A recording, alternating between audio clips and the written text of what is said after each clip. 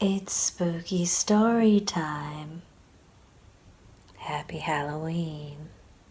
This is a true story about how we picked up a hitchhiker. The Marin hitchhiker with the long knife. We were driving home from an afternoon gig in Tiburon, the toniest suburb in Marin County, across the Golden Gate from San Francisco, and a quick ferry ride from Angel Island. My 10-year-old son had come with me to help me load equipment in and out and sell CDs during the gig. It was about 5 p.m. as we headed west on the road out of Tiburon, sweaty, tired, and with a few $100 in our pockets. We had passed the last of the stores and hotels when we saw the old man standing with his arm outstretched, thumb up. His hair was white and fluffy, like Einstein's. He wore a long black trench coat over dark clothing, and he held a black briefcase. It's funny how quickly you process someone's look, the setting, and the situation, and then make a split-second decision that you don't expect from yourself. I passed him just barely, and then I decided to stop. My son gave me a good-natured look of surprise. The old man slowly approached. I pushed the button to lower the passenger side window and leaned over my son. "Where are you headed?"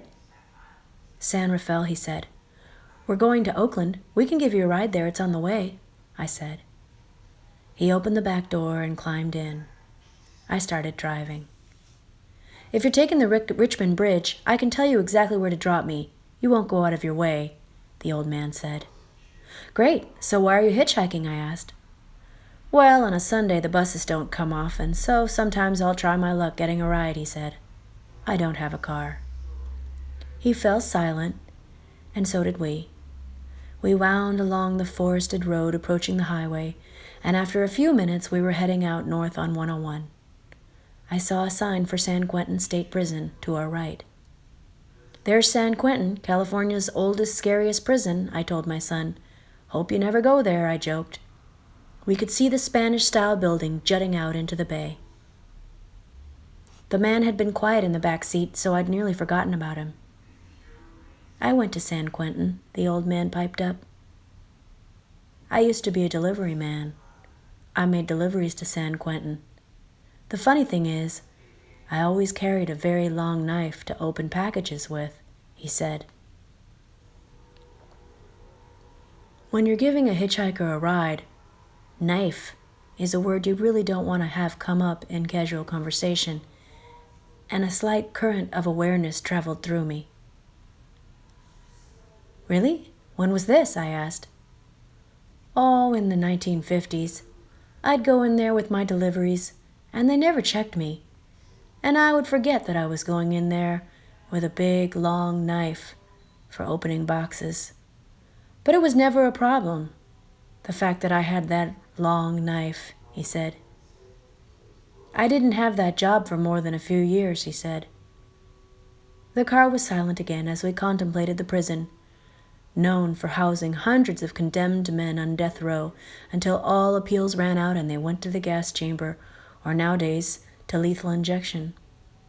We also contemplated the fact that he'd used the word knife 3 times. Another few minutes passed until the old man directed us to an exit. We decelerated off the freeway. "Drop me here," he said. He thanked us and got out. As we pulled back on the on-ramp, he began shuffling toward downtown San Rafael. "That was kind of weird when he started talking about the knife, wasn't it?" I laughed. "Don't worry, Mommy," my son replied. "I could take that old man easy." We both cracked up. "Well, I would never pick up anyone if I thought it wasn't safe," I said. The fact that he was white-haired and frail had definitely played into my decision. We enjoyed the rest of the ride home, unloaded my heavy gear back into the house, and forgot all about the hitchhiker. A few months later, I was about to turn off the TV when the first few minutes of the late-night news came on. A mugshot of a white-haired, black-suited man flickered briefly on the screen. "A murderer who escaped San Quentin and eluded capture for nearly 60 years has been apprehended. In Marin County, the anchor read. He had stabbed his wife with a long knife, but later escaped San Quentin by way of a delivery man. The man apparently has lived most of his life unobtrusively in the area. The mugshot appeared again on the screen. My mouth fell open. Could it be? Was it the hitchhiker? I hadn't looked that carefully at his face. In my mind's eye, he resembled John Thaw, the late actor who played Inspector Morse on the BBC, only with fluffier hair. Was he the murderer? We'll never know. But we'll never forget that long knife.